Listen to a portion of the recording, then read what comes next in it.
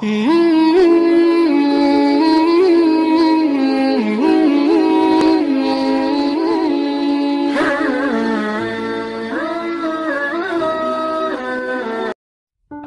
sebetulnya kemarin ini bukan ceramah, karena apalagi mau diceramahi.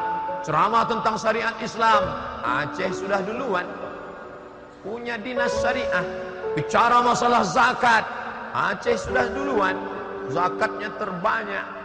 Bicara masalah wilayah hisbah, polisi syariah, Aceh sudah duluan. Makanya saya niat dari rumah waktu berangkat bukan niat mengajar, tapi niat belajar. Bismillahirrahmanirrahim. La haula wala quwwata illa billah. Langkah kaki kanan. Siapa yang keluar rumah niatnya untuk belajar, maka dia akan dapat pahala jihad hatta yarji'a, sampai dia pulang ke rumah. Dari mulai kemarin sore jam 2 sampai tadi malam, sampai nanti sore saya pulang ke Kuala Namu, besok pagi naik pesawat pulang ke Pekanbaru, maka 2 hari 2 malam saya tetap dapat pahala jihad tak berhenti. Kalau mau lebih lama, jangan pulang-pulang.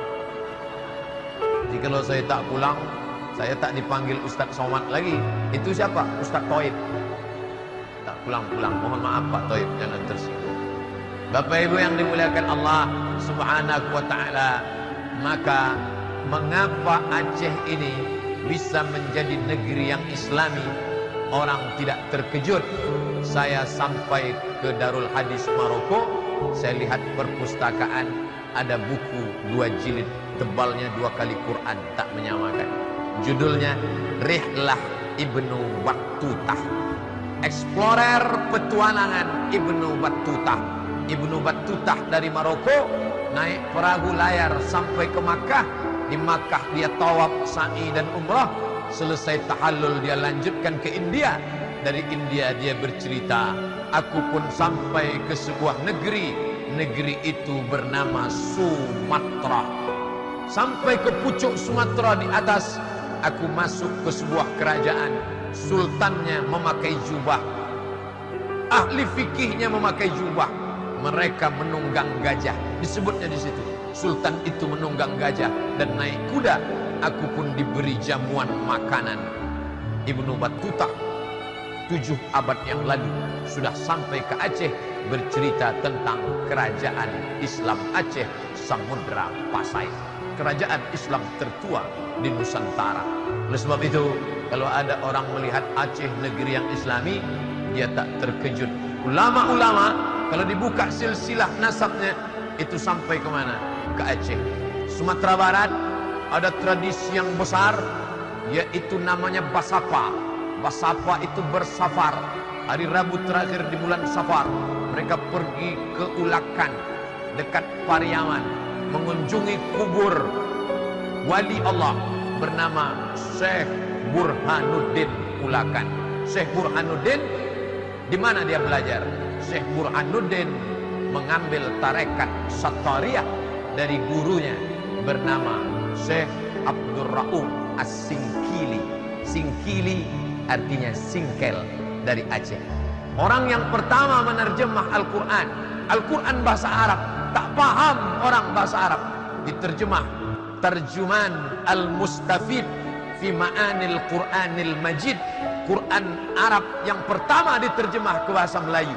Penterjemahnya adalah Syekh Abdul Rauf As-Singkili. Syekh Abdul Rauf Singkel punya murid. Muridnya yang satu pergi ke Sumatera Barat, itulah dia Syekh Burhanuddin Ulakan. Yang satu lagi pergi ke Jawa Barat, menjadi pengembang Islam di Jawa Barat, itulah dia Syekh Abdul Muhi. Syekh Abdul Muhi mengembangkan Islam di Jawa Barat, mengambil dari Syekh Abdul Rauf Singkili. Yang satu lagi pergi ke Sulawesi, dia adalah Syekh Yusuf Al-Makassari Tajul Khalwati. Itu pun 3 silsilah nasab. Syekh Yusuf Al-Makassari, Syekh Abdul Rauf As-Singkili, Syekh Abdul Muhi Pamijahan, Syekh Burhanuddin Ulakan. Semuanya mengambil dari Syekh Abdul Rauf As-Singkili. Saya melihat buku emak saya kecil, Perukunan Melayu. Bapak Ibu yang sudah agak tua, umur 60-70, belajar Sholatnya dari mana? Perukunan Melayu. Perukunan Melayu itu adalah ringkasan dari kitab Sabilal Muhtadin, kitab fikih yang ditulis ulama dari Kalimantan Selatan, namanya Syekh Muhammad Arsyad Al-Banjari. Al-Banjari orang Banjar, As-Singkili orang Singkel, Al-Kutacani Kutacani. Ada namanya ulama Syekh Muhammad Arsyad Al-Banjari menulis kitab fikih namanya Sabilal Muhtadin. Sabilal Muhtadin orang Banjar Kalimantan Selatan sangat cinta kepada Syekh Muhammad Arsyad Al-Banjari, maka dibangun satu masjid besar. Nama masjid itu Masjid Sabilal Muhtadin. Tapi banyak orang keliru. Syekh Muhammad Arsyad Al-Banjari menulis Sabilal Muhtadin itu adalah kitab syarah, penjelasan. Kitab induk intinya apa? Intinya adalah kitab Siratal Mustaqim yang ditulis oleh Syekh Nuruddin Ar-Raniri, ulama Aceh, yang namanya diabadikan menjadi UIN, IAIN Ar-Raniri, yang berubah menjadi UIN Ar-Raniri. Maka berbicara Islam adalah berbicara Aceh, dan Aceh adalah Islam, simbol kejayaan Islam. Sebelum Nabi Muhammad lahir, orang Mesir sudah datang ke Aceh. Orang Mesir ke Aceh mau ngapain? Dia mau mencari ada satu batang pokok kayu, kalau dipotong keluar getahnya, dan getahnya itu namanya kamper. Getah kamper itu mereka bawa untuk mengawetkan mayat. Mayat kalau dikasih kamper maka tidak akan dimakan cacing. Kamper itu adalah kapur, dan kapur yang paling tua di dunia kita menyebutnya kapur barus.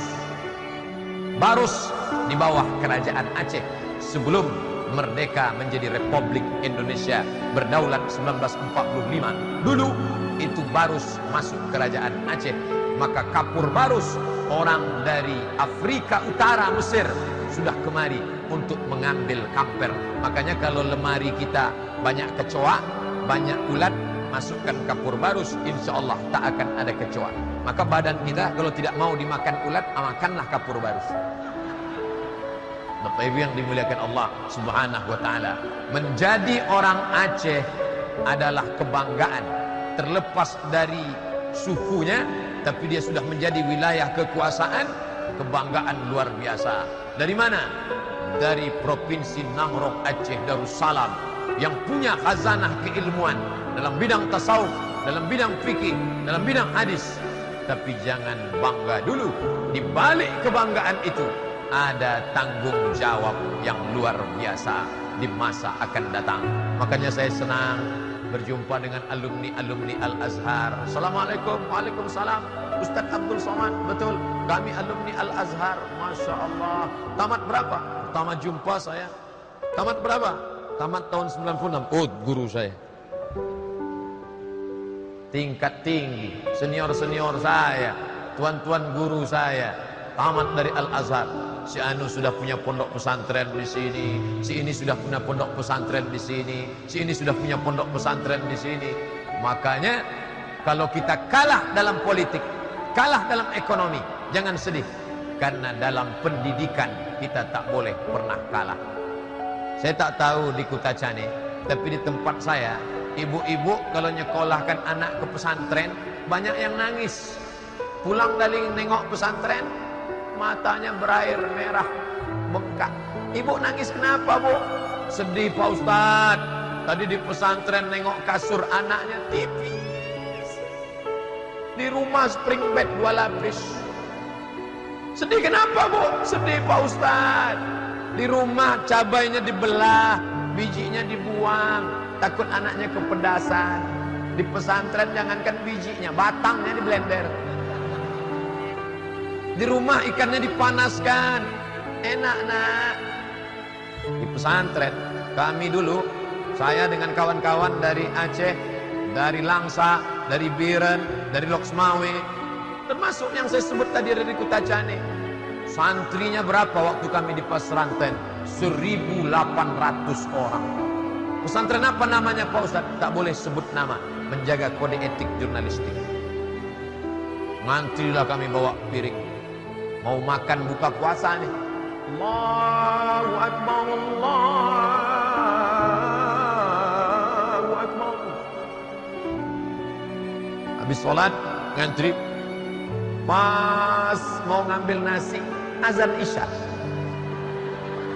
1.800 orang. Masukkan gulainya, saking kan kuatnya, tumpah ke muka gua.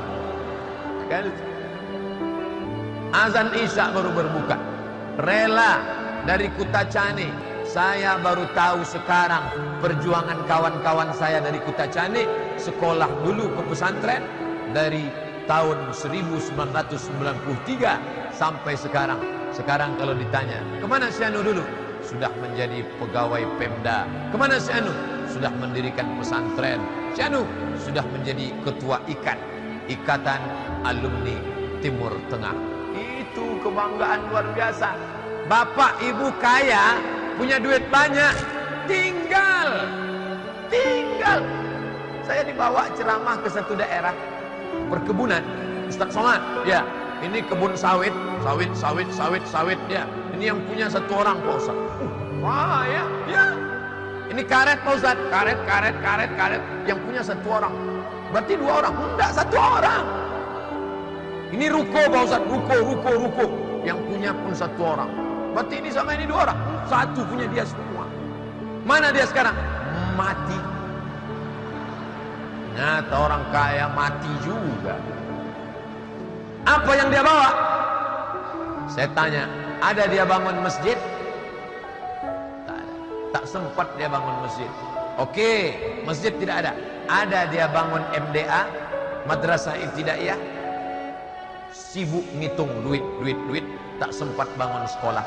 Andai dia ada bangun masjid, orang sholat di masjid, mengalir pahalanya macam tetesan embun di tengah gurun pasir yang panas. Andai dia ada bangun MDA, anak-anak baca Quran, mengalir pahalanya. Sekolah tak ada, MDA tak ada. Lalu apa yang tinggal? Bini Pak Ustaz. Banyak. Salahkah? Tak salah. Tapi kalau sempat mendidik anak, ada anaknya jadi ulama, ada anaknya jadi bupati yang membangun masjid Islamic Center, ada anaknya yang jadi anggota dewan memperjuangkan Pemda Syariah, ada anaknya yang menjadi orang kaya yang menyekolahkan anak yatim. Tak ada. Lalu anaknya kemana? Anaknya tinggal 2 Pak Ustaz. Tadi katanya anaknya banyak, tapi perilakunya 2. Kalau tak jadi hantu jadi setan. Akibat tidak sempat mendidik anak-anak. Maka kita bangga. Ini masih ada anak yang lari-lari. Tuh, ada anak lompat-lompat. Tuh, ada anak tadi luar. Kalau ada anak di masjid lari-lari, lompat-lompat, menjerit-menjerit, ribut-ribut, nangis-nangis, berbahagialah. 20 tahun akan datang, Masjid At-Taqwa Kutacani masih tetap akan ramai dengan halal bihalal. Amin. Idul Fitri 2017, Idul Fitri 2027, Idul Fitri 2037 tetap ada halal bihalal di Kutacani. Dan mereka, anak-anak bapak yang lari-lari itu yang akan nelpon saya. Assalamualaikum. Waalaikumsalam. Betul ini Ustaz Somad? Betul. Bisa kami undang ke Kutacani? Bisa. Tapi 2037, 2047 umur saya udah 67 tahun. Udah tak bisa tegak lagi begini. Udah duduk pakai kursi dah. Tangan pun dah menggeletar. Assalamualaikum warahmatullah. Pengajian kita pagi ini tentang sakaratul maut. Tapi saya bangga. Kenapa saya bangga? Karena masih tegak berdiri rumah Allah. Masih tertulis di atas ihdinas siratal mustaqim. Masih tertulis di atas Allah Muhammad. Masih ada teriakan Allahu Akbar di pagi buta sebelum ayam berkokok. Assalatu wassalamu alaika ya aman. Jangan bangga dengan masjid yang besar. Karena dulu di sana Andalusia, masjid besar disebut dengan Al-Hamra. Hamra artinya ahmar. Ahmar artinya merah. Kenapa disebut merah? Karena dibuat dari batu granit yang merah, cantik, menyala. Tapi apa yang terjadi? 7 abad setelah itu, masjid itu sekarang berubah menjadi katedral. Jangan salahkan orang. Jangan salahkan orang. Salahkan diri kita. Kenapa tak kita jaga masjid kita? Sampai akhirnya Islam lemah, sakit, rapuh, tua. Datang seorang perempuan bernama Ratu Isabella. Ratu Isabella memaksa kau mesti pindah agama atau out. Makanya jangan nyanyikan lagu Isabella. Ini acara lagu ulang tahun Isabella. Dia tak tahu. Isabella tahu kamu siapa? Enggak. Itulah yang paling kejam dulu, membunuh orang Islam, masa lalu yang hitam. Lalu kemudian orang Islam yang dipaksa murtad itu dipasangkan topi panjang kerucut ke atas. Siapa saja orang Islam yang murtad, nauzubillah, diambil topi panjang ke atas, pasang kerucut ke atas. Namanya San Benito. Itulah yang sekarang dipakaikan ibu-ibu untuk anaknya. Happy birthday to you. Jangan pasangkan topi tajam ke kepala anak-anak kita, karena kita tak tahu sejarahnya. Jangan tiup-tiup lilin, karena sedang ikut tradisi orang Majusi. Orang Majusi kalau berdoa tiup api, sembah api. Nah, minta untuk setahun ke depan ya, pejamkan mata. Apa doamu di masa akan datang? Minta apa tadi? Laptop. Bulan depan istrinya pula ulang tahun. Apa tadi? Tas kulit. Bulan depan suaminya pula ulang tahun. Apa tadi? Ada deh. Bapak Ibu yang dimuliakan Allah, dengan segala macam posenya, berpose ulang tahun, macam-macam pose istri orang, ditonton suami orang, anak gadis orang, ditonton anak lajang orang, macam-macam. Ini kok bisa begini, ini umat Islam. Kami pengajian rame-rame Pak Ustaz, oke. Untuk syiar tak masalah. Tablik akbar, yasinan akbar, baca zikir akbar, tak masalah. Tapi mempertontonkan aurat, saya bangga. Di mana-mana cerita tentang Aceh saya bawa. Di Aceh kan jangan macam-macam. Aceh ada perda namanya, dilarang duduk ngangkang. Di Aceh jangan macam-macam. Ada namanya hijab, tak boleh kalau tak pakai jilbab. Makanya di Kutacane dari ujung ke ujung sampai ke ujung, anak-anak pun pakai jilbab semua. Anak-anak pakai jilbab. Jadi saya heran, itu kok tak pakai jilbab? Rupanya anak kecil laki-laki di bawah emak. Pakai jilbab. Tapi di tempat lain yang belum bisa memperjuangkan syariat Islam dengan perda, dengan otonomi khusus, dengan wilayah isbah, dengan dinas syariah, yang mau berislam silakan masing-masing. Urusan jilbab bukan urusan negara, urus aja masing-masing. Ya tentu masing-masing, masing kepala lain isinya. Yang satu mau pakai jilbab, yang satu tak mau. Waktu ditanya, kamu kenapa nggak pakai jilbab? Yang penting hatinya bersih. Ini kalau begini nanti datang orang maaf cakap. Nanti datang orang gila telanjang lewat. Kamu kok nggak pakai baju? Yang penting hatinya pakai baju. Ini tak bisa. Makanya harus ada kekuasaan. Nabi Muhammad sallallahu alaihi wasallam ketika di Makkah dilecehkan, direndahkan, dihinakan, dilempar batu. Pelipisnya berdarah, giginya retak, terompahnya berdarah, kakinya luka. Kenapa? Tak ada kekuasaan, tak ada power. Tapi setelah dia punya kekuasaan di kota Makkah Al-Mukarramah, pindah ke Madinah. Di Madinah dia punya power kekuasaan. Makanya selesai sholat Nabi bisa bertanya, Assalamualaikum warahmatullahi, Assalamualaikum warahmatullahi. Imam punya dua gerakan. Pertama, miring ke kanan. Kalau saya jadi imam, saya miring ke kanan. Kenapa miring ke kanan? Karena makmum ingin dapat barokah sebelah kanan. Makanya ada imam miring ke kanan. Tapi hadis Sahih Bukhari, imam menghadap ke jamaah. Kenapa imam menghadap ke jamaah? Dulu imam kalau ngadap ke jamaah itu mau cek, periksa satu-satu. Sekarang banyak imam yang ngadap ke jamaah dia nunduk. Dia grogi, makmumnya melotot. Nabi dulu kalau ngadap ke jamaah, Nabi tanya, "Asyhadun fulan, asyhadun fulan, asyhadun fulan." Mana si fulan? Mana si fulan? Mana si fulan? Ngapa tak datang sholat berjamaah? Layan tahiyanna, mereka yang sholat di rumah. Jangan ulang lagi.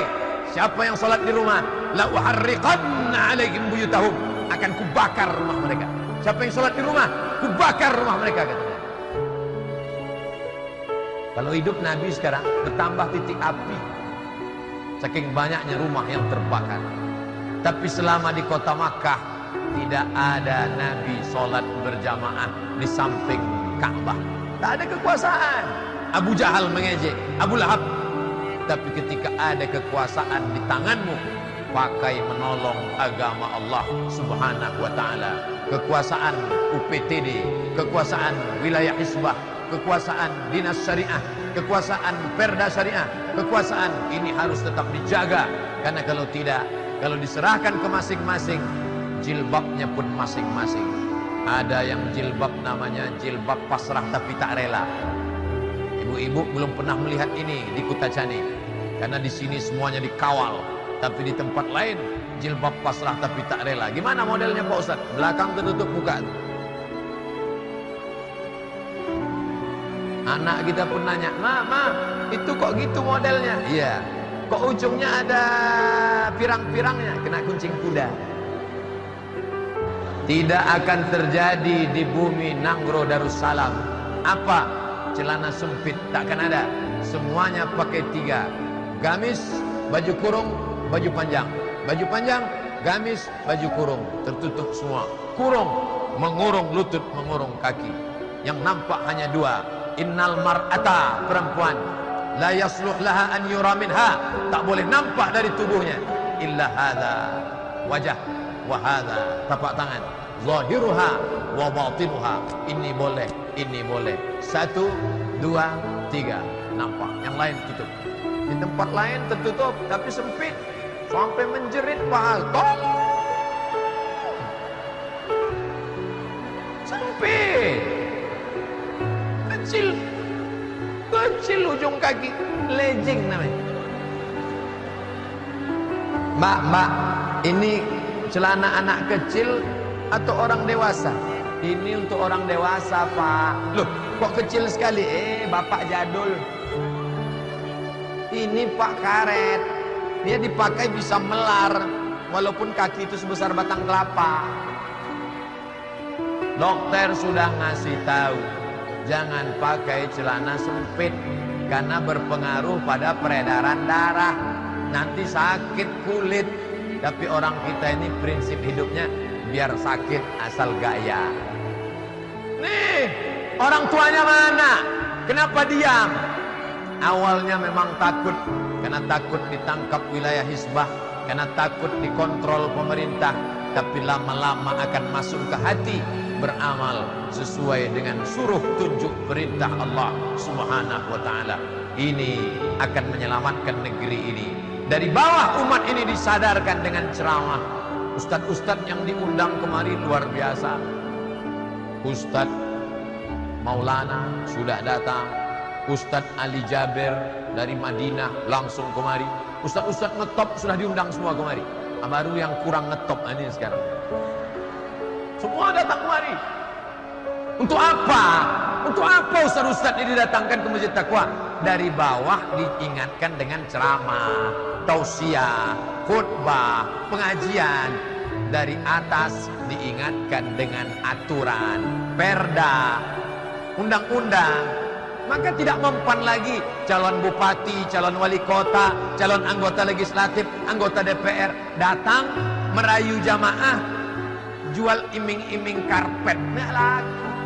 Bawa karpet 2 gulung. Bapak Ibu pilih saya ya. Nanti kalau saya menang saya kasih tambahan. Ini DP-nya. Kalau saya kalah yang ini saya jemput lagi. Tak mempan. Kalau Bapak mau nolong kami, jangan beri kami karpet. Karpet kami sudah mahal, bagus.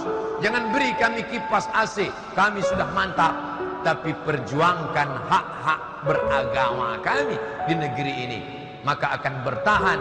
Karena doa kita pertama kepada Allah, Allahumma inna nas'aluka salamatan fiddin. Agama duluan, agama. Saya bangga luar biasa. Saya sangka Al-Azhar sunyi.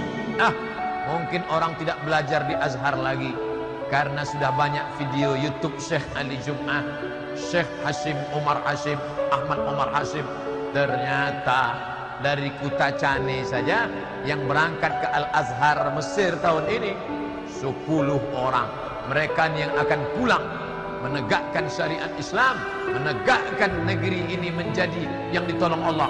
Walau anna alal qura amanu, kalau penduduk negeri itu beriman, wattaqau, bertakwa, la fatahna alaihim, akan kami bukakan dari langit barokat, barokat, barokat, barokat minas sama, dari langit, wal ard, dari bumi. Brunei Darussalam. Begitu diterapkan syariat Islam, apa yang terjadi? Embargo Inggris datang. Hotel Sultan Hasan Al-Bolkiah tutup karena menentang syariat Islam ditegakkan di bumi Commonwealth bekas jajahan Inggris, Brunei Darussalam. Sultan Brunei tak peduli, tetap juga. Akhirnya diganti Allah, muncul sumur-sumur minyak baru. Ini negeri orang beriman, negeri ulama. Muncul PT Arun Gas, kering gas, datang minyak, melimpah ruah, semuanya bangkit dari langit, dari bumi. Tapi kalau kamu tidak tolong agama Allah, akhadnahum, kami cabut nikmat itu, kata Allah. Itu Allah yang ngomong, janji Allah. Saudi Arabia mau mencari sumur, mau ambil air, digali sumur, menyembur minyak kualitas tinggi, tak kering sampai sekarang. Tempat kita mau diambil minyak, keluar lumpur, tak kering-kering. Dibor Inul 2 tahun, muncul lumpur tak kering-kering. 1 kecamatan tenggelam, 2 kecamatan tenggelam, rel kereta api putus, akhirnya ditembok keliling, terus air. Sampai pula ada sesuatu yang membingungkan. Tiba-tiba tak ada di mana datangnya, muncul buaya air asin, tak melompat dari langit langsung. Wallahu a'lam. Heran semua pakar, kok bisa ada? Allah berjanji, kalau kamu syukuri ini, ketika datang bencana, maka dia tak bisa membedakan mana orang baik, mana orang tak baik, mana orang yang salat, mana yang tidak. Wattaqu fitnatan la tusibanna alladhina zalamu minkum khassah. Takutlah kamu kepada azab Allah. Kalau dia datang, dia tidak akan menganiaya yang zalim saja. Bapak Ibu yang dimuliakan Allah, mengapa mesti ada halal bihalal? Umat dicerdaskan dengan kajian. Mengapa ada halal bihalal? Pemimpin, ulama, ustaz mau saling memaafkan. Salat sudah, puasa sudah, zakat sudah, haji sudah, tarawih sudah. Ada yang belum. Apa dia? Minta maaf. Ini banyak orang tak mau minta maaf. Dia sangka dia bisa masuk surga karena sholatnya banyak, karena puasanya banyak, karena bangun masjid, karena sekolah MDA. Jangan kau sangka kau masuk surga karena amalmu yang banyak itu. Ini yang dikatakan Nabi, ya'ti yaumal qiyamah, ada orang nanti datang pada hari kiamat, bisolatin, solatnya banyak, wasiyamin, puasanya banyak, wazakatin, zakatnya banyak, setinggi bukit Uhud, solat, zakat, puasa, haji. Tapi ternyata qad satama haza, mencaci maki si fulan, wa akala mala haza, memakan harta si fulan, wa safaka dama haza, menumpahkan darah si fulan, wa qazafa haza, menuduh si fulan, memakan titik peluh keringat tukang panen, tidak membayar gaji tukang gosok, menunda pembayaran tukang masak. Kau akan menang di dunia karena kau punya duit banyak, kau sewa pengacara, kau bayar Ruhut Sitompul dan Hotman Paris Hutapea. Tapi di sana nanti bagaimana? Ukhizat hasanatuhu, ambil puasanya, berikan pada orang dia aniaya, ambil hajinya, berikan pada orang dia zalimi, ambil zakatnya, berikan pada orang yang dia dulu cakap kasar. Faniyat hasanatuhu, amal setinggi bukit Uhud habis. walam yuqda alaih, yang ngantri masih panjang. Kalau yang dizalimi 4 rumah, rumah muka, rumah belakang, rumah kanan, rumah kiri, cukup, tutup dengan sholat, tutup puasa, tutup haji, tutup umrah. Tapi kalau yang kau zalimi 1 kecamatan, nanti saya sebut 1 kecamatan, Pak Camat tersinggung. Kalau kau zalimi 1 provinsi, kalau kau zalimi 1 Indonesia, mengantri 330 juta orang akan menuntut di hadapan engkau. Faniat hasanatuhu, amal habis. Ukhidat khotoyahum, diambil dosa mereka. Summa turihat ilai, campakkan ke dia, diambil dosa mereka. Campakkan ke dia, diambil dosa mereka. Lemparkan ke dia. Summa turihat finnar, masukkan dia ke dalam neraka jahanam. Orang masuk neraka bukan karena narkoba, masuk neraka bukan karena zina, masuk neraka kenapa? Karena sombong, tak mau minta maaf. Tadi Pak Asisten, apa kata Pak Asisten? Minal aidin wal faizin, mohon maaf zahir dan batin. Kenapa? Karena dengan maaf, plong-plongan, halal bihalal, habis ini tak lagi ada sangkut paut dalam hati, lepas. Tapi hutang tak lunas. Jangan udah halal bihalal lunas. Mana dalilnya? Kenapa Idul Fitri mesti minta maaf? Tidak ada dalil Idul Fitri mesti minta maaf. Minta maaf kapan saja, unlimited edition, terbuka sepanjang tahun. Lalu Ustaz, kenapa minta maaf pas Idul Fitri? Saya minta maaf pas Idul Fitri karena waktu Idul Fitri hati orang beriman sedang hancur, sedang rapuh, seperti agar-agar. Maka pada saat itu kita pun minta maaf. Allahu Akbar, Allahu Akbar, Allahu Akbar, la ilaha illallah. Pada saat nampak dia sedang menangis, masuk, mohon maaf ya, yang belum, udah usah itu. Yang 3 juta kemarin, Ustadz kok ngasih tahunya sekarang? Coba kasih tahu sebelum Idul Fitri kemarin. Jangan cemas, masih ada Idul Adha. Nanti cepat-cepat ke tanah lapang. Siapa kawan yang kita banyak dosa, duduk dekat dia, tengok dia. Allahu Akbar. Ulurkan tangan. Kebetulan Idul Adha dia bawa golok, mau motong sapi kurban. Minta maaf ya, ini sama kau. Apakah kalau dia tidak maafkan kita, lalu kita terhalang di hadapan Allah? Tidak. Yang penting kita minta maaf. Masalah dia maafkan atau tidak, itu urusan dia. Yang penting kita minta maaf. Nanti saya minta maaf ke rumah dia, dilemparnya pakai panci Pak Ustaz. Tenang. Saya Pak Ustaz dilemparnya pakai batu Pak Ustaz. Kalau kau dilempar pakai batu, balas lempar pakai bunga. Saya dilemparnya pakai batu Pak Ustaz 2 kali, balas pakai bunga. Tapi kalau 3 kali kau dilemparnya pakai batu, yang ketiga tu kau balas pakai bunga, tapi yakinkan potnya ikut sekalian. Karena dia sudah kurang ajar. Bapak Ibu yang dimuliakan Allah Subhanahu wa taala, akhirnya sampai jam 10:30. Tadi saya mulai ceramah 10:30, sekarang 10:30. Pas 60 menit. Di mana-mana saya ceramah 60 menit sesuai yang tertulis di botol 600 ml. Tadi dimaklumkan, katanya Ustadz Somad ceramah 1 sesi, sesi kedua sudah disiapkan kertas-kertas tanya jawab. Ustadz kok bisa pas ceramah 60 menit? Asalkan kaki saya kesemutan, itu 60 menit. Insya Allah kita bahas dalam tanya jawab. Lalu apalah kesimpulan ceramah Ustadz ini? 1.